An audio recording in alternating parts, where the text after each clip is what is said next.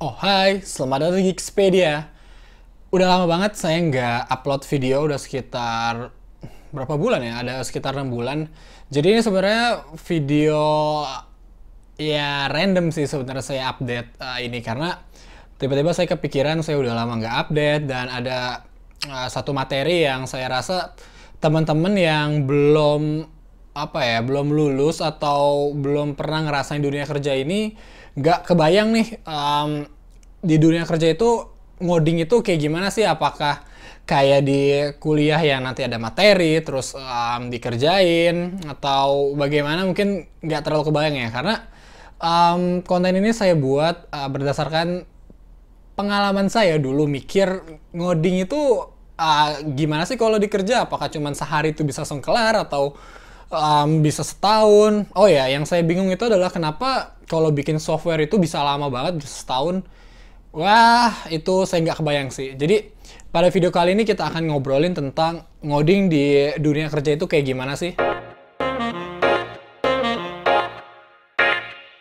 Oke, ngomongin ngoding di dunia kerja.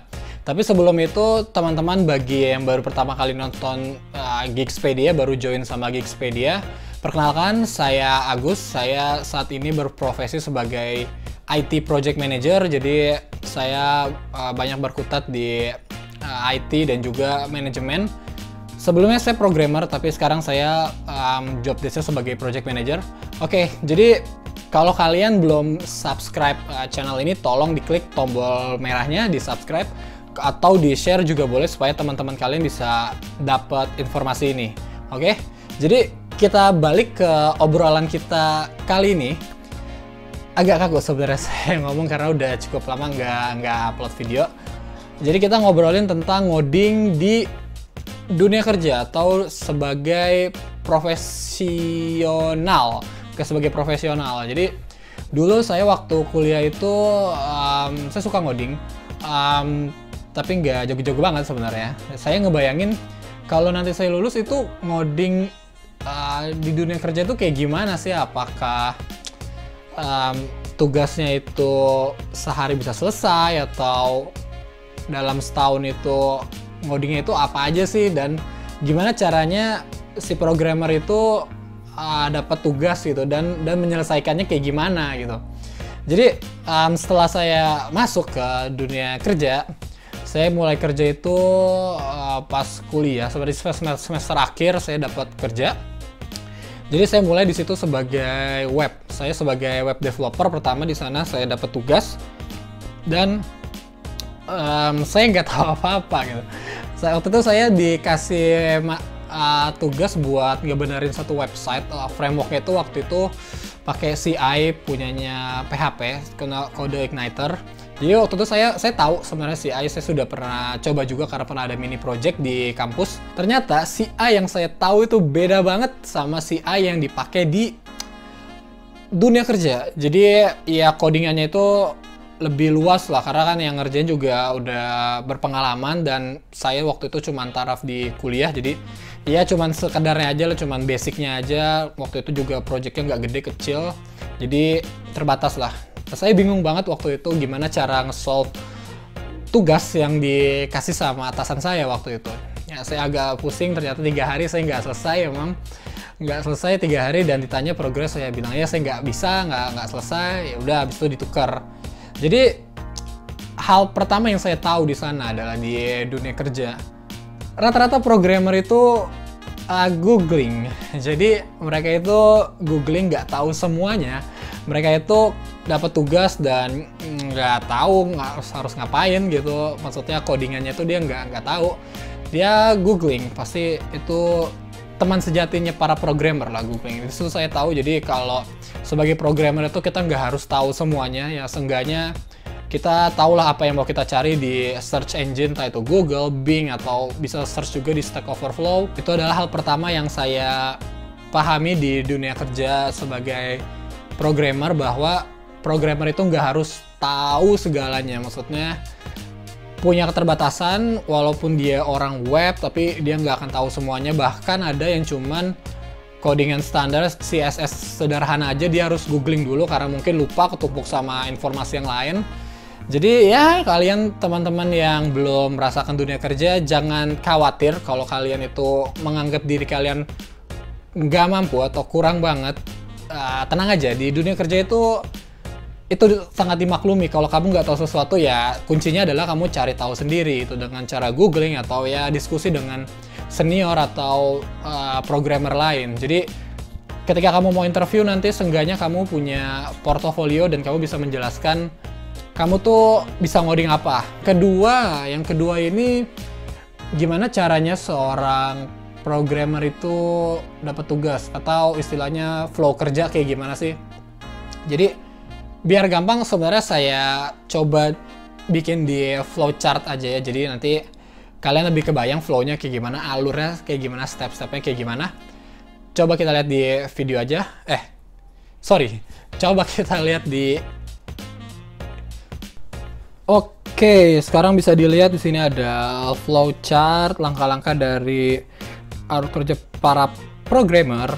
Jadi bisa dilihat di sini pertama kita start, terus meeting internal. Jadi biasanya di meeting internal ini ada beberapa orang atau sebutannya itu adalah stakeholder yang akan menjelaskan mengenai project atau fitur yang akan kita buat. Biasanya di situ ada project manager, ada business analyst, ada bos juga ada. Bosnya juga ada di sana biasanya. Tergantung dari perusahaannya sih. Jadi jadi meeting internal ini ngomongin tentang apa yang akan kita buat. Jadi antara manajemen dengan tim teknis itu punya satu tujuan, yaitu memberikan fitur atau apps yang sesuai dengan keinginan customer atau ya pengguna kayak gitu. Jadi udah ditentuin, udah dijelasin, maksudnya udah dijelasin kita mau buat apa. Selanjutnya itu adalah menentukan daftar tugas yang harus dikerjakan. Jadi misalkan kita mau bikin sebuah aplikasi yang ada login ya. Jadi nanti dipecah per modul atau per bagian. Jadi pertama ada modul login, modul register, itu ada turunannya lagi, ada subtasknya. Jadi misalkan login itu ada turunannya lagi, yaitu misalkan bikin UI, user interface dari si login, bikin form, terus bikin validasi kalau misalkan email terdaftar itu kayak gimana respon dari tampilannya, terus diregister, syarat-syaratnya apa aja, dan formulir yang harus diisi itu apa aja. Itu harus ditentukan biasanya di ini daftar tugas yang harus dikerjakan. Ini biasanya tergantung metodenya. Jadi ada yang pakai waterfall, ada yang pakai agile, misalkan pakai scrum. Jadi biasanya untuk menentukan daftar tugas yang harus dikerjakan udah ada satu tools atau beberapa tools yang memang dipakai untuk development sebuah software. Contohnya itu ada Jira namanya. Jadi Jira itu aplikasi yang khusus dipakai untuk pembuatan dari software. Nah ini contohnya. Jadi dia ada banyak lah, ini kayak gini modelnya. Kalau yang tadi saya bilang nentuin tugas itu taruhnya di to do sebelum dijalankan, terus masukin progress, kalau udah selesai ke done. Oke, saya balik lagi. Setelah ditentukan daftar tugasnya, nanti masing-masing programmer itu mulai ngerjain nih tugas yang udah dikasih. Misalkan tanggal 1 sampai tanggal 3 saya sebagai programmer mobile ngerjain tampilan loginnya dulu, saya bikin user interface-nya dulu, saya bikin formulir ya, bikin validasinya. Kalau saya udah selesai, saya update statusnya di Jira tadi jadi done atau finish, yaitu selesai. Saya lanjut ke tugas selanjutnya, yaitu integrasi ke back-end. Jadi tadi saya bikin user interface-nya, selanjutnya saya bikin back-end-nya. Nah, itu terus terjadi, terus berulang. Setiap saya selesai tugas A, saya lanjut ke tugas B. Setelah tugas B selesai, saya lanjut ke tugas C. Terus kayak gitu terus. Jadi kenapa kadang buat software itu bisa lama, ya tergantung dari tingkat kompleksitasnya dan juga banyaknya fitur yang harus dibuat. Oke, jadi itulah kurang lebih gambaran dari kerjaan dari programmer. apa aja yang mereka lakukan, dan biasanya gimana sih programmer itu mulai mengerjakan tugas berdasarkan apa. Dan tadi kan kalau dilihat di flow itu berdasarkan tugas yang memang sudah diberikan sebelumnya.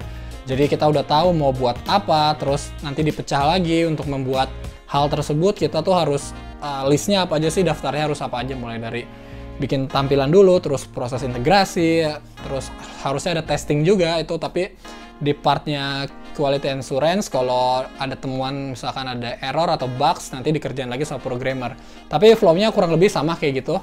Dan googling atau nggak tahu suatu hal di bidang teknis programming itu hal yang wajar. Jadi teman-teman nggak usah minder kalau pengetahuannya masih kurang, karena menurut saya sendiri itu IT itu nggak terbatas ya. Itu pasti terus update dan update terus. Oke, itu aja video kali ini. Obrolan kita juga kayak agak panjang tadi, video yang itu saya lihat cuman sekitar 3 menit, itu jadi agak lama. Oke, kalau gitu saya Agustiar undur diri. Kita ketemu di obrolan yang selanjutnya. Bye!